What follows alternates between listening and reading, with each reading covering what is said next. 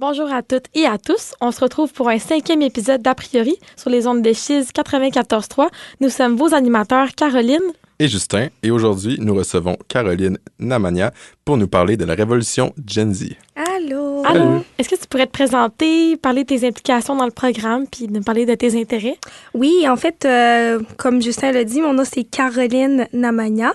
Moi, je suis à ma première année dans le bac du BIAPRI. Je suis VP interne aussi de l'association de l'APRI. Donc ça, c'est quand même une de mes plus grosses implications là, dans le programme. Mais je suis aussi coordonnateur, en fait, au fournisseur du Café Céteris, qui est détenu là, par le BIAPRI, l'économie et l'abeille. Au niveau de mes intérêts, sincèrement, si on parle scolairement parlant, moi, je suis quelqu'un de politique, donc mes plus gros intérêts, ça se dirige pas mal beaucoup vers la politique. À l'extérieur de mon implication scolaire, je fais beaucoup de bénévoles. Je suis une personne qui court énormément. Fait que ça ferait pas mal le grand tour de mes intérêts, je te dirais. OK. Fait qu'aujourd'hui, on allait adresser le thème des révolutions de la génération Z. Par où tu veux commencer? Ben oui, en fait, je voulais commencer par une belle citation que j'ai trouvée en faisant mes recherches. Je vais vous la lire. Ça a été dit là, par une étudiante militante. C'était « Ils disent que nous sommes une génération TikTok, génération de débiles, et quand on se soulève, ils nous laissent pas nous exprimer. » Donc, je voulais commencer vraiment là, par cette citation parce que je parle du mouvement Gen Z qui c'est vraiment notre génération, donc les gens qui sont nés entre les années 97 et 2012, si je me trompe pas. Puis on est souvent appelés à être, on est addict à nos téléphones, on est vraiment beaucoup sur les réseaux, donc on dirait que on est vite banalisé par rapport justement là, au fait qu'on est né dans une génération avec les réseaux. Donc c'est une citation que je vais commencer avec pour vous montrer que notre génération, en fait, s'arrête pas juste sur TikTok puis aux réseaux sociaux. Donc, mais comme tu dis, c'est des stéréotypes. On appelle ça le clash de génération. Ça existe. On dirait entre chaque génération, il y a des avancées technologiques, fait que ça change. Oui. C'est souvent un phénomène qu'on voit, la génération plus vieille qui entre guillemets, bâche les générations plus jeunes sur qu'est-ce qu'ils utilisent.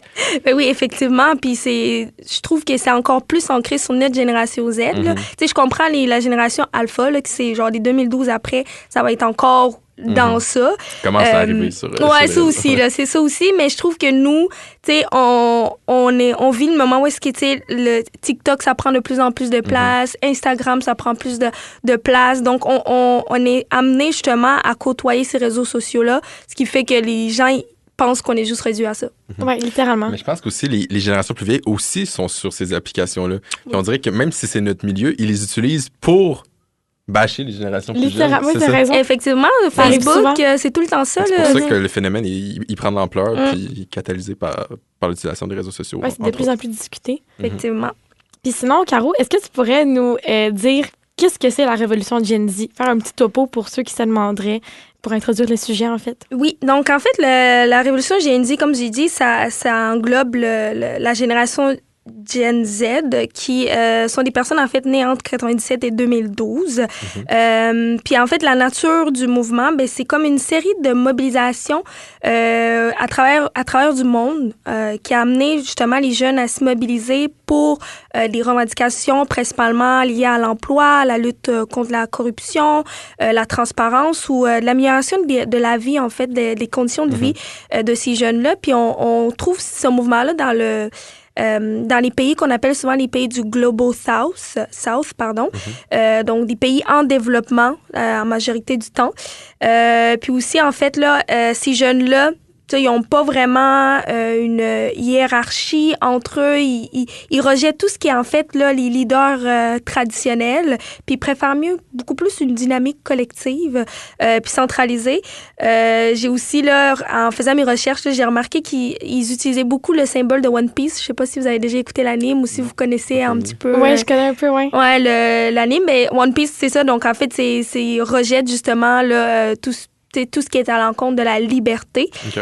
Le fonctionnement, en fait, de cette organisation-là, c'est vraiment beaucoup, en fait, là, comme j'ai dit, ils n'ont pas porte-parole officiels ou de dirigeants. Donc, tu sais, les manifestations se passent beaucoup sur les réseaux sociaux. Donc, si je peux résumer ça, là, c'est vraiment beaucoup mobilisation des jeunes qui vont utiliser ce qu'on a dit comme tantôt, on nous reproche beaucoup d'être sur les réseaux sociaux, ben, ils vont utiliser ces réseaux sociaux-là pour justement là, venir revendiquer. Ça serait ça le mouvement. Qui reprennent un peu le contrôle de leur sort avec qu'est-ce qu'on leur... Voilà. En utilisant les réseaux sociaux parce qu'on est bonne, c'est ça, on est... mais c'est comme ça qu'on communique en général. C'est ça. Pourquoi pas l'utiliser pour une fois pour changer la situation ou la donne au sein d'un pays. Oui. Okay. Puis à l'international, sinon, comment ce phénomène se traduit? Parce que c'est ça, on voit que c'est vraiment très, très répandu dans le monde, comme tu le mentionnais. Comment ça s'explique? Ben, en fait, c'est un phénomène qui dépasse les frontières. Là. Au niveau de l'international, là, on parle d'un mouvement qui est parti d'un seul pays. On va élaborer là, au courant de le podcast, mais qui est parti du Népal.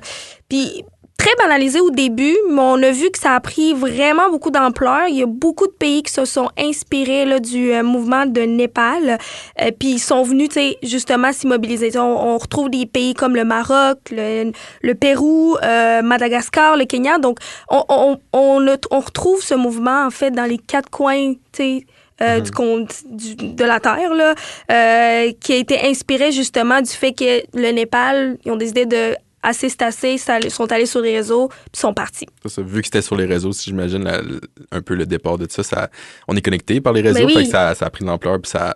Ben oui, la diffusion, en fait, est beaucoup plus facile, puis tu peux, tu sais, être dans un pays où est-ce que c'est extrêmement contrôlé, c'est possible s'il n'y a pas de téléphone cellulaire. C'est possible s'il n'y a pas de réseaux sociaux. Les gens vont s'enfermer. Tu sais, la Corée du Nord, ils n'ont pas de réseaux sociaux. Ben, en tout cas, ils ont pas beaucoup... c'est pas beaucoup de monde qui ont accès aux réseaux sociaux. Fait que ça fait que c'est une bulle fermée. Mais si tu prends des pays où est-ce que, tu sais, majoritairement sont énormément peuplés, tu sais, on parle des pays comme, tu sais, le Népal, il y a beaucoup de monde, là. Fait que ça devient difficile à contrôler. Surtout si on parle de pays où est-ce qu'il y a peut-être 40% des gens, c'est la génération Gen Z, qui sont sur les réseaux sociaux. Fait que c'est beaucoup plus simple par la suite de venir diffuser puis de démontrer, en fait, là, ce qui se passe dans le pays. J'ai l'impression qu'on est tellement connectés aussi mettons qu'un gouvernement décide de fermer l'accès à l'Internet, aux réseaux sociaux. Ouais. Oui, c'est peut-être qu'on voit pas qu'est-ce qui se passe, mais on se rend compte qu'il n'y a aucune information, il n'y a aucun contenu qui sort de ce pays-là. Fait qu'on se rend compte, tu sais, il se passe quelque chose. Fait que c'est difficile à cacher de plus en plus. Oui, c'est vrai. Tu as tout à fait raison. Puis c'est bon de le mentionner parce que, tu sais, comme tu dis, on est connectés. Moi, je suis d'origine ougandaise. Okay. Je suis encore en contact avec mes parents, mes sœurs qui sont restés en Ouganda. Okay. J'ai de la famille aussi au Rwanda, que c'est 2 petits pays à côté. Fait que, tu sais, si du jour au lendemain, le président, d'ailleurs, notre président ougandais, ça fait 43 ans qu'il est au pouvoir. Si du jour au lendemain, il décidait de justement couper ses réseaux, puis j'ai pas de nouvelles, mes sœurs, tu sais, je vais me poser des questions. Oui, tout à fait. Je vais m'inquiéter quelque part, puis commencer à faire des petites recherches, même si, tu sais, eux, ils me communiquent pas, on est capable de globalement, tu sais, ressortir, là, qu'est-ce qui se passe. Okay. Bon, ben, c'est très intéressant. Fait que, j'imagine qu'on va commencer un peu en regardant des mouvements qui ont eu lieu récemment. Fait que je pense qu'on pourrait commencer par le Népal, vu que tu en as parlé. Oui, effectivement. En fait, là, comme j'ai dit, le Népal, c'était comme le point de départ là, de ces manifestations, en fait, de cette mobilisation. Puis personnellement, moi, quand je t'ai approché, Caro, c'est parce que je venais d'écouter des vidéos sur le Népal, puis j'ai fait, oh mon Dieu, OK, ça m'a vraiment, c'est venu me chercher. Mais c'est vraiment, c'était partout dans l'actualité. Là, même quelqu'un qui s'y intéresse pas forcément, mais c'est impossible de pas voir ça. Tu le voyais partout, là. Puis tu sais, le Népal, ça a commencé, en fait, le 8 septembre, là, avec des étudiants comme vous et moi, là, qui sont allés dans les rues, justement, pour manifester contre le népotisme puis la corruption. Puis même avant le 8 septembre, là, on avait vu un mouvement là, de hashtag qui était populaire là, sur TikTok.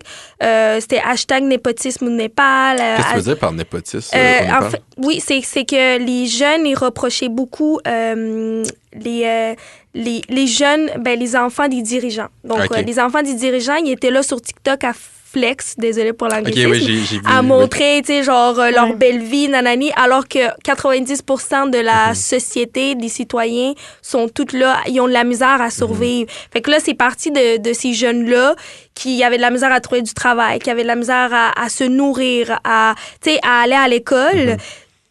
Puis ils ont commencé justement à critiquer les jeunes de dirigeants qui ont des moyens, là, qui ont des Qui ont rien fait, ressources. c'est juste les enfants des dirigeants. Ben oui, c'est ça. Là. Puis tu sais, c'est pas ils étaient contre ces enfants-là, mais c'est beaucoup plus pour montrer que les gens qui sont à la tête du pays s'enrichissent plus que le pays. C'est l'argent du public aussi. Voilà, c'est ça. C'est l'argent du public qui paye les jets privés, qui paye les écoles de ces jeunes Nepo babies, là, on les appelle.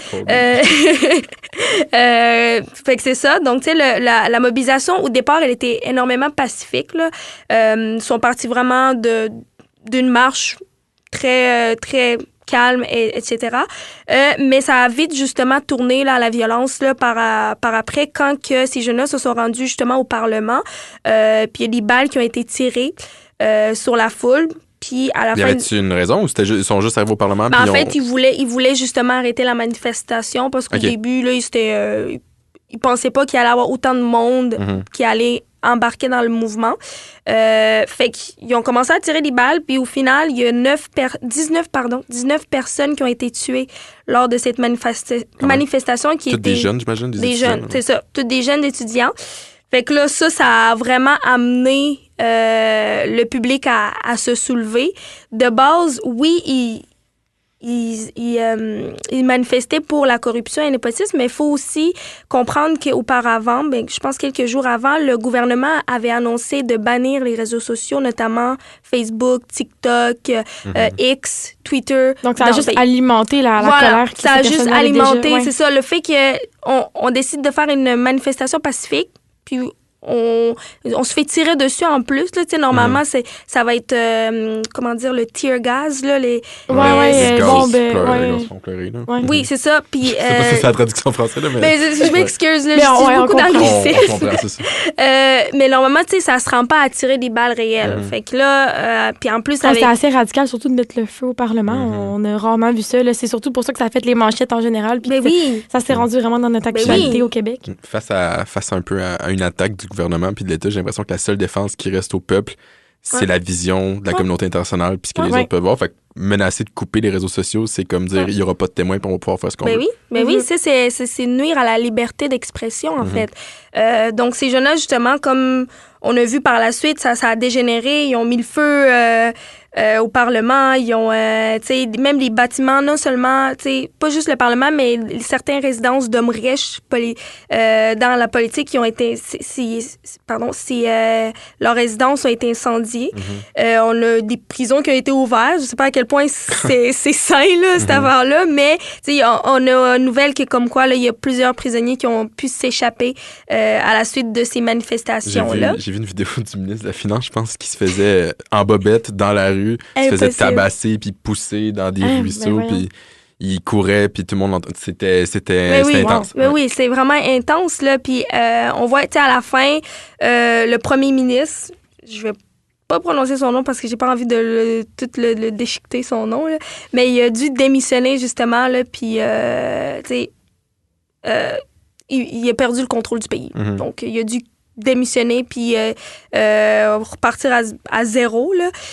Puis, tu sais, en faisant des recherches, là, moi, ce qui m'avait vraiment, vraiment surpris, encore une fois, pourquoi les réseaux sociaux étaient très importants, c'est que le successeur, en fait, là, qui a repris le mandat là, du premier ministre qui avait démissionné, a été élu sur Discord. Ouais, j'ai vu ça. Oui, c'est tellement ironique comme vraiment. C'est vraiment drôle parce que, tu sais, on veut bannir des réseaux sociaux, mais après ça, on a, tu sais, un Discord, c'est vraiment une plateforme pour les gamers. Les gamers, là. C'est vraiment, on n'aurait jamais pensé ça, mais justement, elle a, tu sais, c'est une ancienne chef de la cour, là, qui a été élue, justement, elle a été élue sur les gens qui étaient connectés sur Discord. Donc, c'est quand même, là, c'est quand même ironique, là, comme vous dites, là. Ouais. Bon, c'est vraiment intéressant. Fait que juste c'est ça, c'est très ironique comme dénouement, mais c'est aussi ça. Je trouve que ça en dit beaucoup un peu sur comment les jeunes se sont réappropriés ce qu'on leur reprochait pour prendre leur destin en main puis prendre leur futur aussi Faire changer les choses, oui. Ouais. Bon, ben, c'est vraiment un bon résumé. Est-ce qu'on peut, tu es capable de nous expliquer un peu, elle venait de où, un peu, cette colère-là? Je sais qu'on en a parlé, mais je pense que tu peux peut-être nous en dire plus sur pourquoi que les Gen Z, comme on dit, étaient autant en colère face à ce qui vivait au départ. C'était quoi la situation de corruption plus particulièrement que tu as abordée tantôt? Oui, ben en fait, c'est ça. Donc, il y a plusieurs éléments là, qui ont amené les jeunes, justement, là, pas à se soulever, mais qui démontrent en fait que dans le pays, il y avait déjà un petit contexte de colère là, parmi les jeunes, notamment. Là, on parle du chômage, du taux de chômage qui était quand même assez élevé dans le pays. Là. Quelques données, là, la Banque mondiale, en fait, là, a évolué que le taux de chômage des jeunes de 15 à 24 ans était de 20,8%. Donc, au Népal, c'est quand même élevé. Là. Puis ça poussait en fait là, plusieurs jeunes là, à quitter le pays pour aller trouver du travail ailleurs. Donc, ils souvent aller en Inde ou au Moyen-Orient pour trouver du travail. Puis on sait tous que se déplacer, changer de pays pour travailler, c'est pas toujours évident. C'est toujours mieux de travailler chez soi que aller travailler surtout ailleurs. Être obligé de le faire. Ben, c'est ça. C'est pas un choix. Ça l'apporte justement, se déchirer un peu de notre famille, puis trouver du logement, ça. Puis surtout, on peut penser que ces jeunes-là, peut-être qu'il y a un pourcentage qui est allé à l'école, ils ont passé des années à étudier pour un métier qu'au final, ils vont peut-être pas pouvoir exercer en Inde. Là, est-ce que ça va être reconnu ailleurs? Est-ce qu'ils vont devoir recommencer à zéro? Fait que ça, c'est un enjeu aussi. Puis on parle aussi de la corruption qui était déjà présente au pays. Là. Je vais vous donner encore une autre donnée. Là. C'est l'ONG de Transparency International classe le Népal, pardon. Classe le Népal au rang de 107e sur 180 pays dans son classement mondial. Donc, ça, en fait, là, c'est une ONG qui va classer là, la corruption, qui va évaluer en fait là, la corruption des pays. Puis être 107e sur 180, là, c'est quand même, là, il y a de la corruption présente dans le pays. Là. Fait que, tu sais, avant 2008, là, le pays, c'était quand même... C'était une république fédérale là, avant, justement, 2008. Puis après, je pense qu'il y a eu comme une guerre civile qui a aboli... Là, non, je m'excuse, je vais reprendre. Là. Je vais reprendre. Je me suis mêlée dans mes mots. Là. C'est qu'avant 2008, le Népal était sous une monarchie. Donc, il y avait un roi, tel qu'on le connaît. Mais après 2008, là, il y a comme eu une guerre civile là, qui a amené là, à ce que le Népal soit devenu une république fédérale. Donc, là, il y a un parlement, il y a des gens au pouvoir là, qui sont élus, qui ont des mandats à tenir. Mais on s'est rendu compte que, justement, ces gens-là... au lieu de diriger le pays, c'était beaucoup on va s'enrichir. C'est l'opportunisme. C'est ça. Ils se mettent au pays, ils veulent pas potentiellement quitter le pouvoir. Par exemple, là, je ramène toujours l'exemple de mon pays, qui est le président, ça fait 43 ans qu'il est au pouvoir. Mettre en comparaison. Être élu, je pense qu'au dernier donné de le président ougandais, là, je pense qu'il avait été élu à 98% du flash. Fait que là, on se pose des questions. Là. C'est très, très louche. Puis je pense que c'est la même situation au Népal. Est-ce que c'est aussi extrême? Non, mais ça reste quand même là, que la corruption est très présente dans le pays. Puis surtout, comme j'ai dit, là, ça se voyait par rapport à TikTok, là, ou à ces jeunes, tu sais, ou Nepo Baby, je vais le ramener, là, qui postaient beaucoup sur les réseaux, leur vie de riche, leur money, leur argent, les voitures, alors que, comme on vient de dire, la majorité des jeunes, ils n'ont pas de travail, ils ont pas de moyens, tu sais, justement, pour se sortir d'une situation de chômage, par exemple. Fait que, tu sais, c'est quand même, là, aussi un autre élément, là, qui a amené la colère au sein de ces jeunes. Puis, je vais pas vous mentir, le fait que, du jour au lendemain, tu sais, le président décide de couper les réseaux sociaux, ça, c'est encore aussi... Est-ce qu'il l'avait fait ou c'était une menace de le faire? C'était une menace. OK. C'était une menace. C'est pour ça que les jeunes se sont soulevés, parce qu'ils ont vu ça comme une atteinte à la liberté d'expression. Oui, tout à fait, oui. C'est une moyen de s'exprimer, les réseaux sociaux. Donc, tu sais, venir l'enlever, ça fait quand même, là, ça peut faire des soulèvements là, parmi les jeunes. Fait qu'on voit que c'était vraiment un phénomène d'accumulation. C'est pas quelque chose qui est arrivé d'un coup sec, puis du jour au lendemain, on s'est dit, hey, faut que ça change. Non, c'était de l'accumulation. Ça bouillait. C'était de l'accumulation, puis c'était vraiment comme le 13 Reasons Why de pourquoi Bien dit.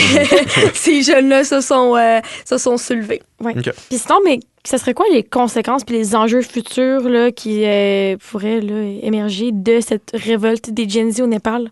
Ben, en fait, on les a vus dès le lendemain, là, le fait que le premier ministre ait démissionné, là, c'est quand même un enjeu parce que, tu sais, destituer, vous me corrigez, c'est le mot, là, un parlement, c'est quand même beaucoup. Là, c'est du monde que tu dois mettre à... peut-être pas mettre à la porte, mais tu dois recommencer à zéro puis reconstruire justement là, un nouveau gouvernement.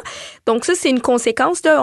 On laisse le pays dans un moment d'instabilité, surtout qu'on vient de manifestations, en fait, là, qui ont un peu chamboulé le pays. Donc, il faut laisser le temps à ce gouvernement-là d'écouter ces jeunes-là. Mais est-ce que ça va prendre combien de temps avant de se rebâtir? Puis c'est comme une grosse instabilité politique parce qu'on n'a plus vraiment le pouvoir politique stable. C'est se rebâtir aussi, littéralement, parce qu'ils l'ont mis au feu, le Parlement. Ben oui, j'avais pas pensé à ça. Mais oui, là, c'est se rebâtir. Merci.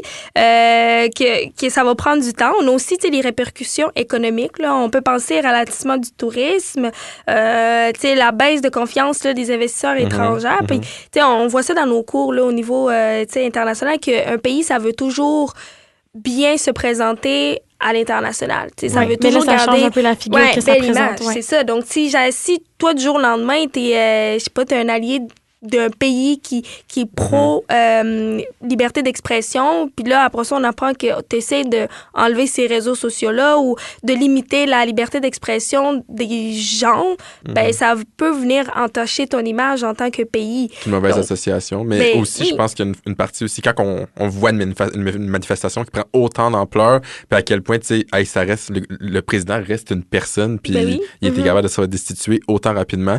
Les firmes étrangères n'ont pas envie d'investir de l'argent dans un pays qui n'est pas capable de se maintenir à l'ordre. Qu'est-ce qui va se passer? Est-ce qu'on va avoir notre argent?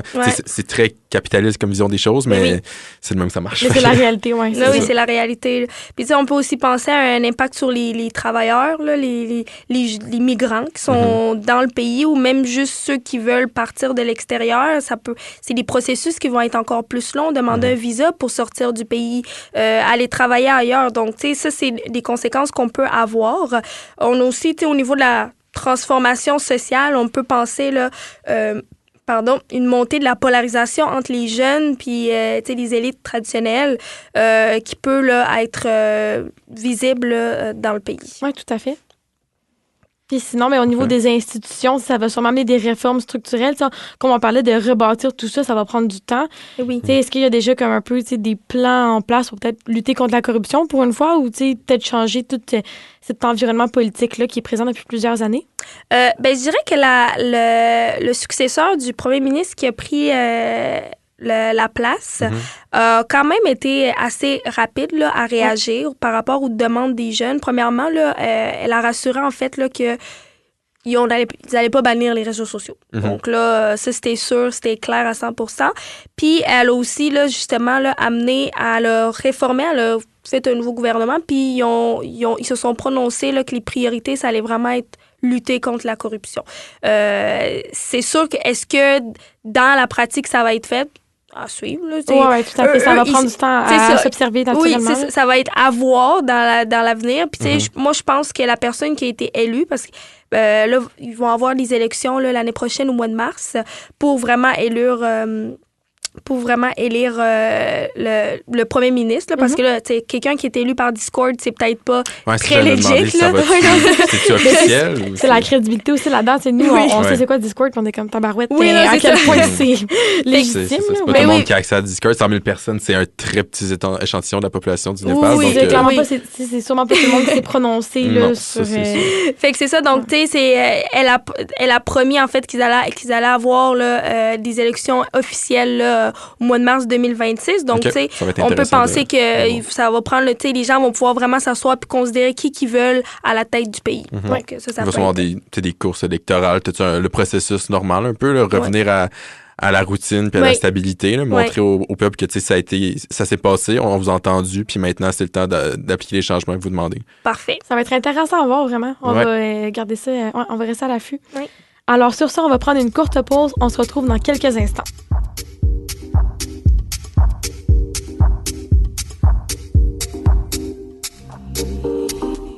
Alors, on est de retour avec A priori sur les ondes de Chiz 94.3.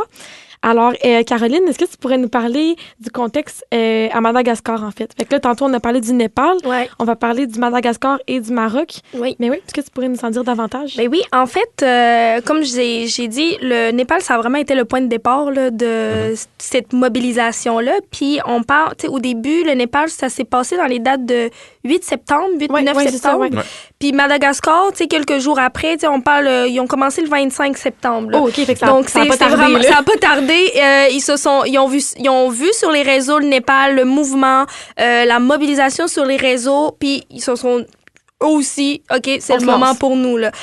Donc, ça a vraiment été là, inspiré, en fait, du mouvement Népal. Donc, tu sais, si on parle, en fait, là, du contexte Madagascar, ben, un petit contexte rapidement. Ben, tu sais, le Madagascar, c'est une île, en fait, là, juste à côté de l'Afrique. Ouais. C'est vraiment tout petit. Là, ben, c'est grand, mais c'est tout petit comme île. Je m'excuse, là, c'est peut-être mêlant, là, mais tu sais... la population, souvent, on ne sait pas trop si elle est asiatique ou africaine, mais ils parlent le malgache. On parle de 32 millions d'habitants sur la petite île. Puis si je peux vous donner une comparaison, là, nous, au Québec, là, on a quand même du territoire, puis c'est 8,9 millions là, au Québec. Là. Ouais. Imaginez 32 millions d'habitants sur une petite île. Là, ça fait quand même du monde. Puis le Madagascar, en fait, là, c'est classé comme un des pays les plus pauvres selon, en fait, là, la Banque mondiale. Okay. Puis, c'est quand même... C'est pas ironique, là, c'est un peu... C'est plate parce que le Madagascar possède vraiment beaucoup de richesses naturelles. On parle là, justement là, d'un sol vraiment inexploité qui est riche en or, en minerais, graphite, tu peux tout dire. Là, c'est vraiment... C'est quand même une île très riche, mais Madagascar aussi, c'est isolé du continent africain. J'avais vu, ils ont beaucoup de ressources naturelles qu'on retrouve nulle part ailleurs. Puis, il y a beaucoup d'enjeux économiques là-bas parce qu'il y a beaucoup de surexploitation, des firmes étrangères qui viennent s'installer puis qui exploitent le territoire, qui payent pas assez bien la population, les travailleurs. C'est ça. Tout ça on parle de la vanille de Madagascar, c'est des grosses cultures, puis c'est la vanille la meilleure sur Terre. Ils ont un des arbres qui produit le bois le plus beau pour les ils font plein de meubles et tout. Oui. Ils ont du potentiel, en fait, comme île. Puis, tu sais, quand tu parles du vanille, le 80% de la production mondiale en vanille provient de la Madagascar. Non, littéralement. Fait que c'est vraiment, là, c'est vraiment quand même insane là, par rapport à ce que le revenu, en fait, là, il y a un gros contraste du revenu qui est gagné là, en moyenne par un malgache. Là, on parle de 500 US par habitant. Par année. Par année. C'est pas par jour, c'est pas par mois, c'est par année. Là. 500, c'est vraiment fou. Là. On dirait qu'on parle pas beaucoup de Madagascar, mais c'est assez frappant comme donnée. Non, c'est vraiment, c'est très frappant, en fait. Là. Moi, j'ai lu ça, puis j'étais comme $500. J'étais comme, OK, ça doit être par mois, là, à la limite, mais par année, c'est vraiment, vraiment pas beaucoup. Là. Puis, tu sais, on parle aussi là, de 80% de la population qui vit sur le seuil, en fait, de la pauvreté. C'est vraiment, vraiment, là... le Madagascar, en fait, vit dans un contexte déjà de pauvreté extrême, là. Donc, tu sais, si on parle, en fait, de notre génération, encore une fois, de ces jeunes-là, on retrouve un taux de chômage, là, qui atteint 42%. Le double de celui qu'on a vu au Népal. Tantôt, c'était frappant, mais là, c'est un autre niveau. Là, c'est vraiment, vraiment beaucoup. Puis c'est dû, en fait, là, principalement là, par rapport au marché de travail qui est saturé, un manque de formation, d'inexpérience, mais aussi un manque d'éducation. Puis quand on parle de marché du travail saturé, ben il n'y a pas beaucoup de travail, fait que tout le monde se jette dessus. Puis, on parle de revenus là, de 2,15 $ par jour. Fait que, tu sais, des gens qui travaillent 2 $ par jour. C'est très loin de nous, là, notre salaire minimum. Là. Je sais même pas, il est rendu à combien, là, mais... 16, me semble. 16, c'est quelque chose. C'est un peu fou. C'est comme dans... même nos grands-parents, c'est comme dans l'ancien temps. Ben oui. Dans les années 1900 quelques. Ben oui, c'est extrême, là. On voit ça en 2025, on est comme, voyons donc. Hey, 2,15 $, écoute, ça peut même pas acheter, genre, un croissant, genre, au Céteris. Non, c'est ça. 4 cafés, mais pas un croissant. Genre, un café, mais un croissant. Pas le croissant, je veux dire. Même le biscuit, là, ça coûte plus que ça. Ouais, non. Ouais. Fait qu'on voit, tu sais, qu'il y a beaucoup déjà de raisons de base que les jeunes pourraient utiliser, puis qui seraient des motivations d'être mécontents, puis de voir une révolution, on peut dire, mais y a-tu d'autres raisons aussi qui ont amené un peu à ce qu'on a vu? Oui, en fait, un peu comme le Népal, là, ça, c'était le contexte qui rôdait déjà là, dans le pays, mais les jeunes ne faisaient pas plus. Mais là, pourquoi le Madagascar, en fait, s'est soulevé en particulier, là, ils ont fait des mobilisations là, pour dénoncer les coupures d'eau et d'électricité qui étaient causées là, par les infrastructures déficientes. Fait que en fait, dans le pays, non seulement ils ont déjà de la misère, à subvenir à leurs besoins, mais je trouve que les coupures d'électricité puis d'eau, surtout d'eau, c'est la base. Ben oui, vraiment. Je pense que ça devrait être quand même une priorité, là, avoir de l'eau. L'électricité, OK, on peut s'en passer ou ben oui, ça non, dépend. Ben oui, c'est non, parce que, je veux dire, les hôpitaux en ont besoin, là, si on veut sauver des personnes. Puis, oui, c'est vrai. Ben, les deux sont super essentiels. C'est ridicule qu'il y ait des coupures de ce genre. J'avais vu aussi que, la quantité d'eau que les habitants avaient accès par jour était, comparé à nous, c'était ridicule. C'était même pas assez. Un citoyen québécois normal, je pense, prenait plus d'eau dans sa journée pour prendre sa douche qu'un citoyen avait accès pour toute sa journée. Donc, couper l'eau en plus de ça, c'est dangereux. Mais surtout pour une île qui est entourée d'eau. Là. Oui, littéralement. Ben, c'est de l'eau salée. Là, mais c'est de l'eau salée, mais dans le sens que, on peut mettre en place des systèmes d'irrigation, de filtrage. Puis, c'est très coûteux, mais après ça, on parle d'une île qui est extrêmement riche, qui est capable de produire 80% de la production mondiale du vanille. C'est quand même... Je trouve qu'il y a un contraste, qui est un peu choquant là, quand on prend le temps de vraiment analyser là, la situation là, de Madagascar. Fait que, c'est quand même là, la raison du soulèvement, ça a vraiment été les coupures, en fait, là, d'eau et d'électricité. Parce que, j'imagine que ces jeunes-là sont comme, vivre à 500 US par année, OK, on peut s'en passer. Mais, c'est très important, comme on a dit, là, au niveau là, de l'eau puis de l'électricité. C'est vraiment ça qui a fait que, comme, OK, là, c'est assez. Il faut vraiment remédier à la situation. Mais oui, c'est ça. Puis il y a aussi le fait là, que le président était énormément critiqué pour son enrichissement personnel. Okay. Donc, encore une fois, là, quelque chose qu'on voit très souvent dans les pays en développement, c'est avarisme ou ils deviennent avares du moment qu'ils sont sur le pouvoir. Puis ils font juste se remplir les poches, puis by les citoyens, le peuple, en fait, là, sur le territoire, sont là à vivre au bare minimum. Puis c'est ça, donc là, quelques données, en fait, là, on peut penser, en fait, le Madagascar, tantôt, je vous ai donné le classement là, du Népal, mais le Madagascar, en fait, là, il est classé 148e sur 180 sur l'indice de perception de corruption de Transparency International. Fait que là, il se rapproche du 180, là. Tu sais, genre, c'est vraiment... c'est de la corruption totale, là. C'est... tu sais, je sais pas c'est quoi le pays qui est au 180e place, là, mais, tu sais, c'est quand même... très, très bas. Là. En fait, c'est très haut, là, excusez-moi. À être 148e là, sur 180, là, à être reconnu comme étant un pays corrompu. Là. J'imagine que quand on atteint un certain niveau, le degré de corruption ne varie pas beaucoup entre les plus pires et les centièmes, mais il faut les classer d'une manière ou d'une autre. Mais on est quand même on est en présence d'une haute forme de corruption, puis c'est institutionnalisé. Puis tu sais, c'est... Madagascar, je pense, quand tu parles de classement, ça me fait penser en fait à un autre pays, le Burundi, qui est juste à côté de mon pays d'origine. En fait, ça, c'est le Burundi, c'est le pays le plus pauvre en Afrique. Puis on dit toujours le deuxième pays le plus pauvre, c'est le Madagascar. Mais quand tu regardes ces deux pays-là, même chose. C'est vraiment juste une question de classement. On pourrait se réveiller du jour au lendemain puis dire « c'est le Madagascar, le pays le plus pauvre. » Ça change rien qu'il soit en deuxième place. Ça reste que c'est des pays extrêmement pauvres qui n'ont pas là, de moyens, là, que la population vit vraiment sur le seuil de la pauvreté. En fait, je suis allée voir, puis selon les données de 2024, le pays qui est au 180e rang pour la corruption, c'est le Soudan du Sud. Oh mon Dieu! Ouais, surtout présentement, on sait que la situation au Soudan, c'est ça, c'est vraiment attristant, mais oui. Tabarouette, OK. Excusez pour le petit sacrage, mais donc si en fait là j'ai trouvé une citation en fait là qui était quand même pertinent pour vraiment décrire la situation là de Madagascar puis de vraiment le mettre en une citation puis ça a été dit en fait là par Théo.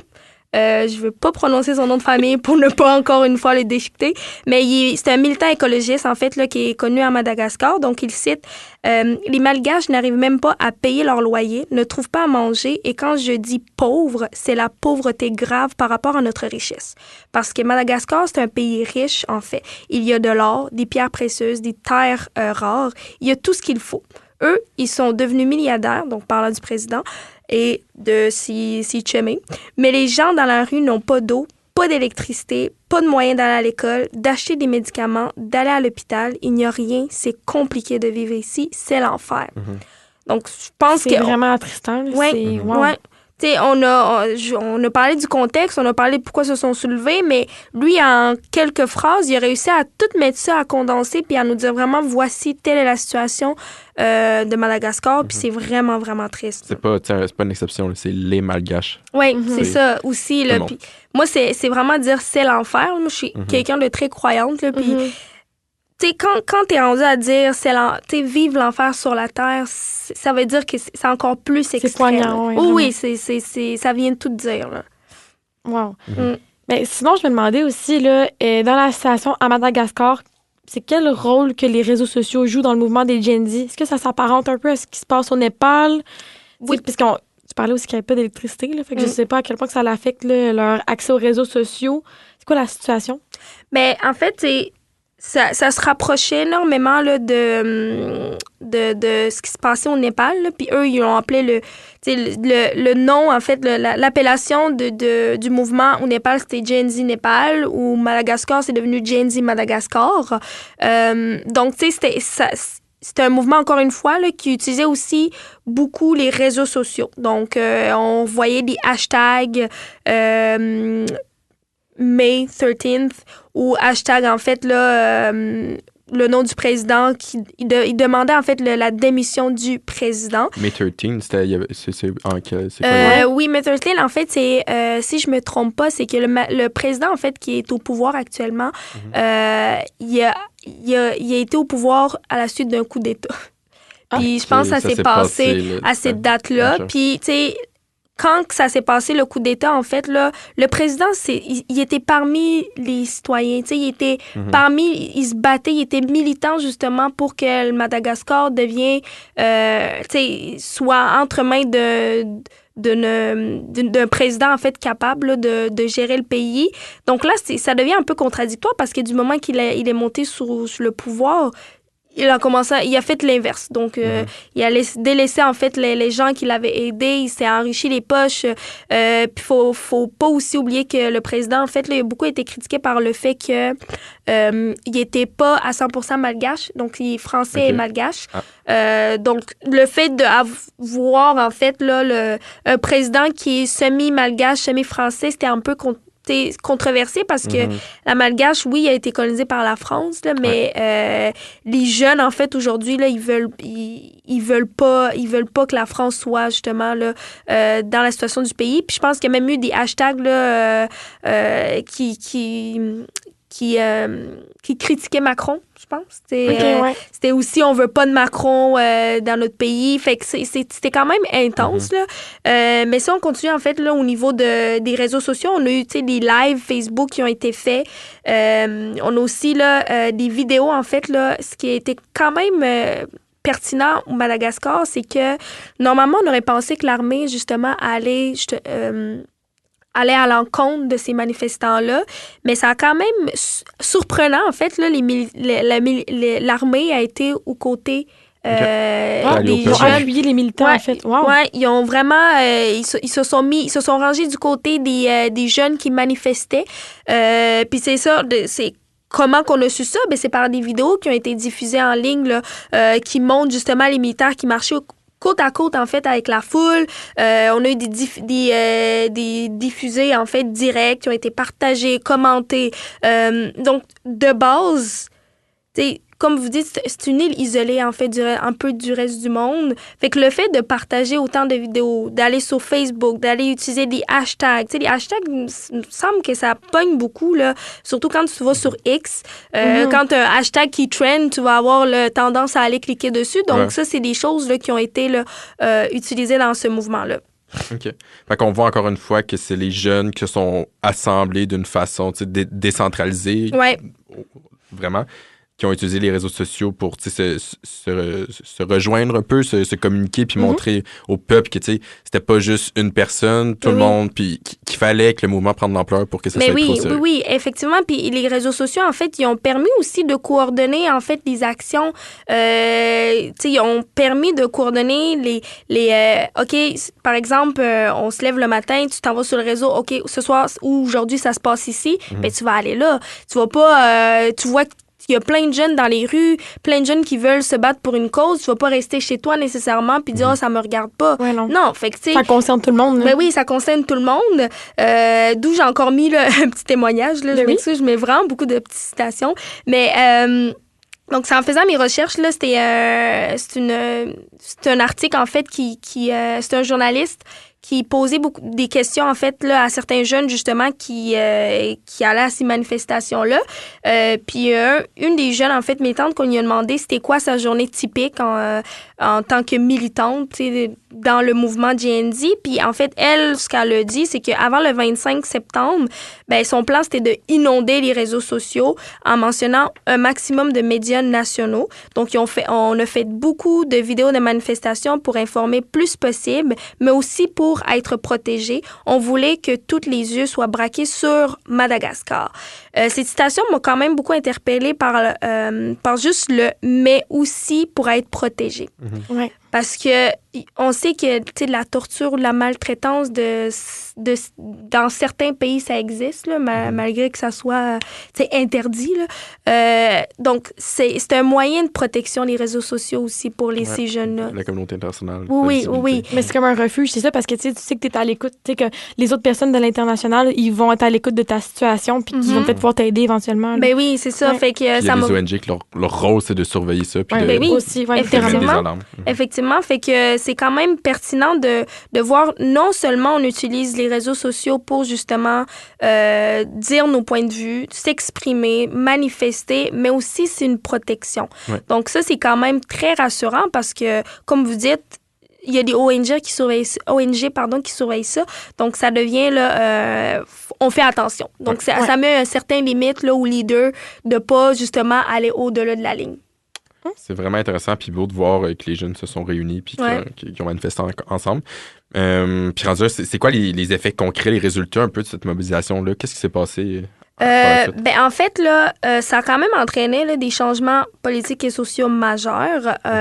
Notamment, là, quand je dis sociaux majeurs ou même changements politiques, là, c'est, comme j'ai dit tantôt, l'armée qui s'est reliée aux côtés là, des manifestants. Donc, l'armée, je pense que il s'appelle le CAPAST, le CAPSAT, qui s'est relié aux côtés des manifestants. On s'y attendait vraiment, vraiment pas ça. On a aussi le fait que, justement, là, le président a dû quitter le pays. OK. Donc, dans notre premier cas au Népal, le président il a démissionné, mais là, quitter le pays, ça devient quand même intense. Là. Il s'est enfui. Est-ce qu'il est resté en fonction ou... Non, il n'est pas en fonction, il est juste... Il est parti. Bye. Est-ce qu'il l'a accepté ou c'est... en fait, lui, en partant, il a qualifié ça d'un coup d'État. OK. Donc, ironique. Il a dit que les jeunes ont été, je sais pas comment dire ça en français, mais ont été brainwash à venir se soulever, puis que il y a quelqu'un qui voulait prendre le pouvoir, puis que c'était contre lui. Donc, il a voulu, en fait... Il est complètement dans le déni, en fait. Oui, c'est ça. Il a voulu se victimiser aussi, là, à dire « Oh, c'est un coup d'État, tout le monde est contre moi, ces jeunes-là, ils sont brainwash, nanani. » Mais je vous rappelle qu'au début, quand je définissais la définition de GNZ, c'est un mouvement qui n'a pas de leader. Il n'y a pas quelqu'un à la tête. Là, c'est collectif. Donc, c'est un peu bizarre de dire « OK, c'est un coup d'État ». Peut-être que ça pourrait être vu par le fait aussi que l'armée, en fait, les a appuyés. Puis actuellement, tu m'as demandé s'il y a quelqu'un au pouvoir. Ben, l'armée, actuellement, contrôle le pouvoir, contrôle un peu le pays après que le président ait fui. Donc, tu sais, c'est quand même ça, c'est des changements là, qui sont quand même assez politiques. Puis, encore une fois, l'Assemblée nationale, là, ils ont voté pour la décision là, le 14 octobre. Okay. Donc, tu sais, le pays, actuellement, là, il est aux mains des forces okay. armées. Là. OK. Ouais. Puis, finalement, ben, on pourrait parler du Maroc. Oui. Est-ce que tu pourrais nous partager un petit peu, là, c'est quoi le contexte des Gen Z? Oui, donc, c'est quand même pertinent parce que chaque mouvement que j'ai décidé de parler d'eux, là, c'est tout des... Au final, oui, ils se battent pour la même cause, mais chaque mouvement, c'est différent. Qu'est-ce qui a commencé, en fait, là, dans chaque pays varie. Au Maroc, c'est quand même particulier parce que là, le mouvement a commencé là, à la suite de 8 femmes enceintes qui sont mortes dans un hôpital okay. là, après qu'ils aient été admises pour des césariennes. Donc ça, en fait, là, ça a amené, encore une fois, des discussions sur la plateforme Discord. Discord joue vraiment un grand rôle. Donc, ça a amené beaucoup de discussions, puis se sont rendus compte, en fait, que le système de santé n'était peut-être pas... à point. À point, c'est ça, merci pour le mot. Surtout que là, le Maroc, en fait, là, je pense qu'ils vont accueillir la Coupe du Monde en... Ouais, dépenser des milliards pour bâtir des stades. C'est ça, donc ça a amené justement les gens à discuter, à voir OK, il y a quelque chose à faire. Là. Les priorités peut-être qui sont pas bien réparties. Là, ouais. Ça résonne un peu au Québec, là, mais c'est pas autant, mais... Pas à la même échelle, mais quand même. Ben oui, c'est ça. Donc, eux, c'est vraiment parti du fait qu'ils ont constaté justement beaucoup de femmes meurent, pas juste des femmes, mais ça peut être des enfants ou des hommes, tu sais, des gens qui se rendent à l'hôpital puis ils meurent là parce qu'ils n'ont pas les soins pour. Encore une fois, là, je vais vous donner des petites données. Là. Donc, selon l'Organisation mondiale de la santé, le Maroc ne compte que 7,7 médecins pour 10 millions d'habitants. Wow! Quand même. Ouais. C'est vraiment frappant. Ben oui, puis tu sais, il y a des régions où est-ce qu'on a 4,4 ou on arrondit à 5, par exemple, pour 10 millions d'habitants. Donc, c'est vraiment, vraiment pas beaucoup là, de médecins pour soigner, en fait, là, la population. Wow! Ouais. Fait que le mouvement a été fondé sur Discord. Est-ce que tu peux nous en dire plus? Oui, ça a été fondé sur Discord. Au Maroc, on l'appelle le mouvement GNZ 212 par rapport à l'indicatif téléphonique du Maroc. Mais c'est ça, donc ça a été fondé vraiment sur Discord. Pourquoi? Parce que Discord, c'est anonyme aussi. Là, on va pas...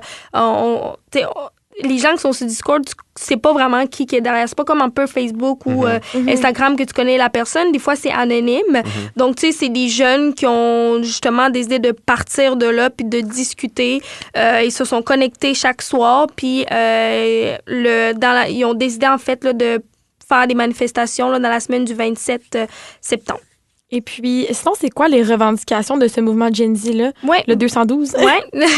Ben, les revendications, en fait, c'était vraiment principalement réforme là, du système public de l'éducation, mais aussi du système de la santé.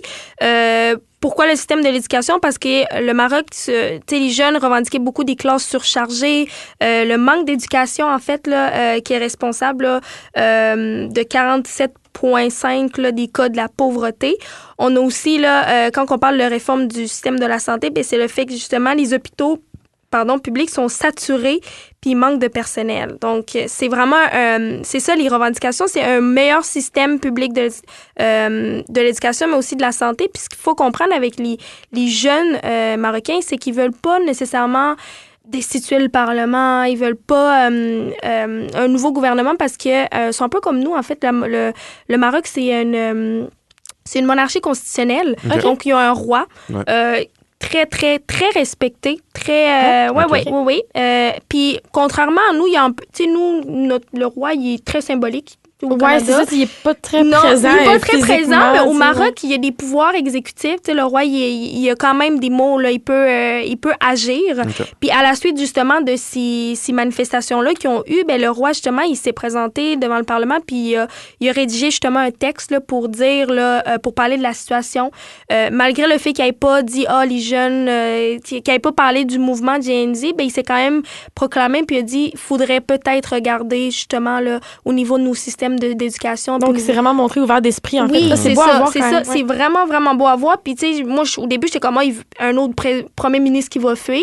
Mais non, il voulait juste améliorer la situation, en fait, empêcher, tu sais, des gens qui vont à l'hôpital puis qui reviennent jamais de l'hôpital. Il reste à voir si ces belles promesses-là vont vraiment se concrétiser. Parce qu'on la date quand même du mois de septembre, comme les autres mouvements, donc c'est encore tout frais. Oui, on va poursuivre ça là, à suivre pour de vrai. Mais est-ce que tu sais à peu près ça serait quoi les retombées là, qui sont prévues? T'sais, ça va être quoi les résultats de ce mouvement-là? Écoute, j'ai commencé à regarder, en fait, là, faire des petites recherches aussi. Il y a beaucoup d'arrestations qui ont été faites. OK.